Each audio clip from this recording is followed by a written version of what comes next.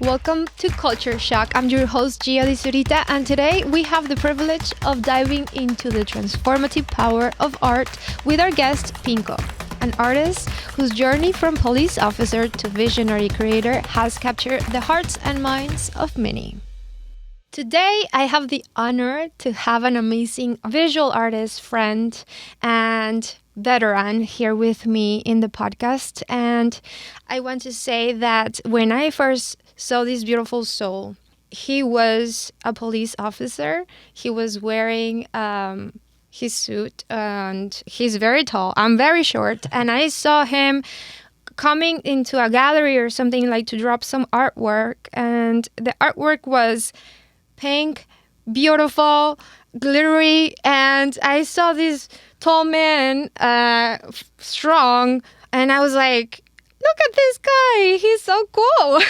So, Pynko, thank you so much for being here with us. It's a pleasure having you, and we have so much to talk about, but first, I just want to say hi.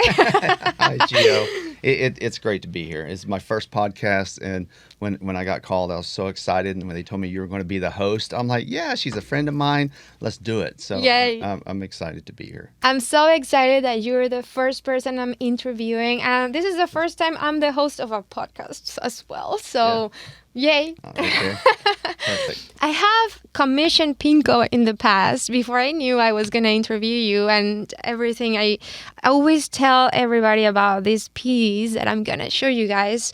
I said to Pynko, can you create something that just shows my soul? And this is what he came up with, which I loved it. By the way, he named it Gio.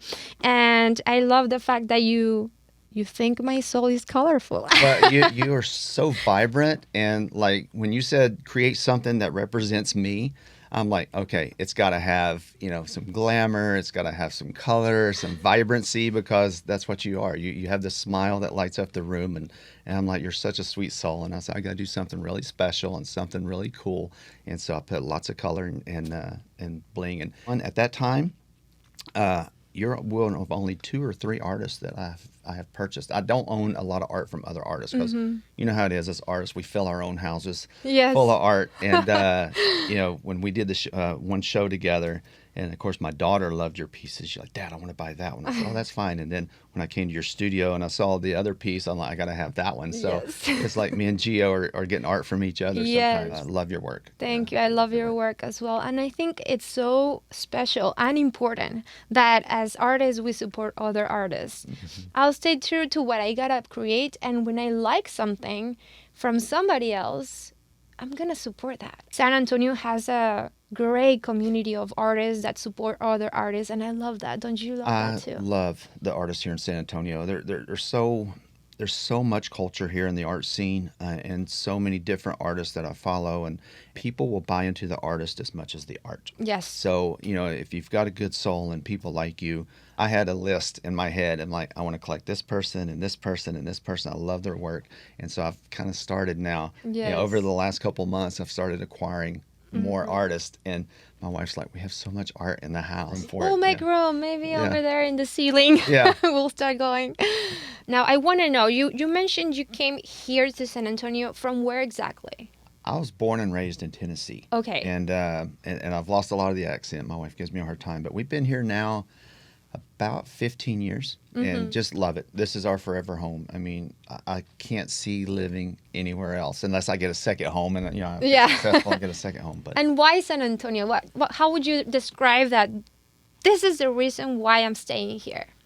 Well, first the people. I love the people. Everybody is so friendly. It's there's so much to do, and then of course as an artist, when I first started getting into the art and doing that stuff, there's so much influence and so much things around. So like back in my hometown, it's 30,000 people. Well, I don't want to say full of rednecks, but it wasn't a city that I felt I wanted to raise children in, right? So once we came to San Antonio, me and my wife instantly fell in love. The culture, the area that we moved into. So we started out on the west side of town and then moved into Alamo Heights. My wife was studying the school systems because our kids were very young. And so our children have been raised up in the Alamo Heights school system. The art scene, I first got exposed to the art scene in Alamo Heights, right? And they kind of have a culture in Alamo Heights that's a little bit different than the rest of the city. But once we started exploring outside the bubble, as they call it, San Antonio has so much to offer. Yes. I mean, the art scene, as an artist, you can get overwhelmed, and as an artist, we're always looking for, I like to experiment. I love to study the art. I love to experiment with the different styles. I love to, I'm always told people I'm a student. I watch thousands and thousands of hours of YouTube videos, especially when I started with resin. Resin is so complicated to work with sometimes. I would study other people's art. I'd look at I'd see what's going on around me, and it's kind of overwhelming. I mean, the art scene in San Antonio, there's so many different styles. I want to ask, how did Pynko came up with the idea of wanting to become a full-time artist? Like, please tell us a little bit of your story and Sure. your whole path. Okay. So about 20 years ago, I was a mural artist. So I painted some murals for a living. Right. And at that time, I was in sales, and I started doing some murals and mural work, and because I always used to love to doodle and cartoon. But murals, we were at Myrtle Beach and in a restaurant, and I saw a beautiful mural on the wall, and I'm like, oh, I would love to do that. It just captivated me. Yeah. And so I did that for about a year, and then I got back into the sales thing, and so years and years and years went by, and the bug started hitting me, and I never had done canvas work. Okay. And I was in a friend's home, and I don't know if y'all know Lucy Pivoteau. She's a local artist in Alamo Heights. Yes, beautiful. I saw one of her pieces in a friend's home, and the butterflies that she uses under the resin. And I'd never seen resin art up until that time. Really? And I was captivated. And so I was like, I want to do that. I want to do resin art. And Yeah. of course, resin is a pain. You have to. Oh. But I started doing it, started doing some art. And the kitchen was kind of filling up with some paintings. And a lady came over to buy something for my wife, and she's like, whose art is this? And she's like, well, it's my husband's. She goes, well, does he sell it? And she's like, well, no, not yet. And she owned a studio, a boudoir studio. And so she wanted to put it in there and work off a commission basis. And I said, Yes. sure. So I let her take some paintings. So it kind of started from there. But when I dove back into the canvas art, I was a full-time police officer, and and people always ask me too about the name Pynko. Like, where did the name Pynko come from? How did you come up with that? So I've got 3 daughters, and as I'm painting, and I didn't want my police life to cross with my art life, because I've been involved in over 1,000 arrests, right? A lot of gangs, a lot of things like that. And I said, I don't need a social media presence with people knowing that I'm a police officer, and they know. So I said, I need to paint under a pseudonym. Yes. And I go back, I look at my art, and about 80% of it was pinks. And I'm like, all right, it's a calming color. It's very nice. I love painting in that color. And I guess with the 3 daughters, maybe that's just the thing. I'm around, the pink dresses and hair bows growing up with the girls. So I came up with the name Pynko. I wanted a one-word name. I wanted something people could remember and they could associate it with my work. Yes. And it just seemed perfect. And my wife is like, when I told my wife, I thought about it for about 2 weeks before I came out. Yes. And I said, I want to go with the name Pynko. And she goes, "You're not serious." And I said, I am. And she was being very serious. Oh yeah. She goes, "Real?" I said, "Yeah, I'm serious." And she goes, "Well, what are your police buddies going to think?" And I said, "If I cared what they thought, I wouldn't go with that name, right?" I said, "I don't care what they think, right? This is my life, my career, my art career." So I started using the name Pynko, and it worked right away. Like, as soon I would go into a boutique somewhere in Alamo Heights, and I've heard of you. I know you. And within a few months, the local gallery started following me on Instagram. And of course, I was following a lot of the artists as well. And the first time I went in and introduced myself to the gallery owner, and it took a little getting used to introduce myself as Pynko. Yes. Right? And the first time I walked in and introduced myself as Pynko, she grabbed me by the arms and she shook me. And she's like, "Oh my gosh, I love your work. I want to work with you." And I was just like, okay, I was so excited. And driving home, calling my wife, "Hey, the gallery wants to work with me. Let's do this," And worked with the gallery for about a year. And so started getting my name out there. And then after about a year, gallery politics really wasn't my thing. So I went out on my own. But by that time, within a year, I started gaining a following. And the collectors have been wonderful. And But yeah, it's Pynko, and then eventually I got burnout on the police work and resigned in October of last year. Yes. And now I'm doing it full time. Full Yeah, time. Well, yeah. congratulations on that because you've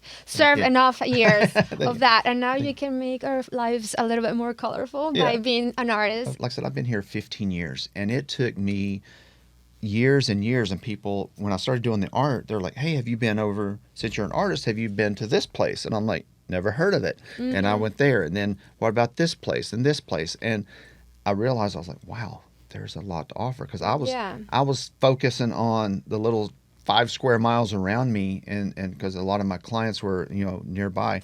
Gio, I was here probably 10 years before I visited the Blue Star. Okay. Yeah, and I'm like, Such a cool place, yeah, by the way. Blue Star, the Pearl, we love going down to the Pearl, and the further you travel out, the more things you discover. And Yes. we got into a habit of where we would like to get lost, Yes. where no plans that day, no specific destination.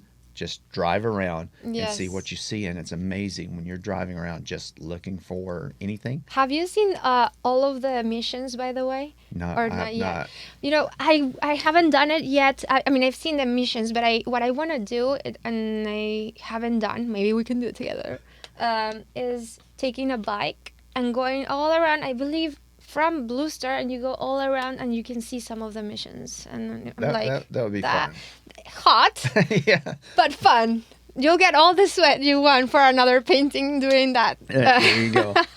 But when we get lost, looks like we come across new places that we've never seen, and I think actually that's how we came across a few of the missions. We've seen a few of them, but we just happened to come up on them. Yeah. And then we love the Riverwalk. We love just the entire scene is fantastic, and Yes. I don't think there's anywhere that you could go that you would get bored. Everything from the food, and I mean all the local little bars that are like homes, and you don't know, and you're like, what is this beautiful place? And you enter, and there's so many places. And this year I barely started like going out, not for shows, not working, but actually living San Antonio, which is Yeah. like insane because I've been here maybe like 16 years, but I was 12 when I got here. So, I mean, many years I wasn't allowed to go out by myself. And then I got into the art world, and all the events and everything, I would leave it from a perspective of an artist selling.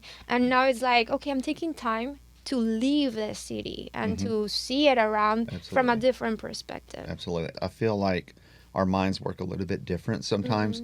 And when I go out, I'm not going just to my destination, do what I need to do, and leave. As I go out, my mind is going a million miles a minute. Yeah. And you're looking at everything because you get inspiration from, well, I do. I get inspiration from everything. Yes. And I may have my mind set on a series of art that I want to do, and I drive downtown and I see something, and I'm like, oh, and ideas will start coming to your head. Yes. And then I'll change things. And it's crazy. Like, people are, well, where do you get inspiration from? Everywhere. Yeah, I mean, where do I not? Yeah, it's like just go for a drive, look around, and the clothing somebody's wearing, a certain billboard, a certain building, everything. Something that I like a lot about San Antonio is that you have a lot of characters out there, including myself. I mean, I'm one of those weird characters out there. Probably people look at me sometimes and they're like, what? Or, cool. Yeah. But when they wear the big hats, especially during fiesta time and all of that fun things that happen in the city that sometimes even as locals we don't know, but then a tourist comes and tells you all about it and you're like, what?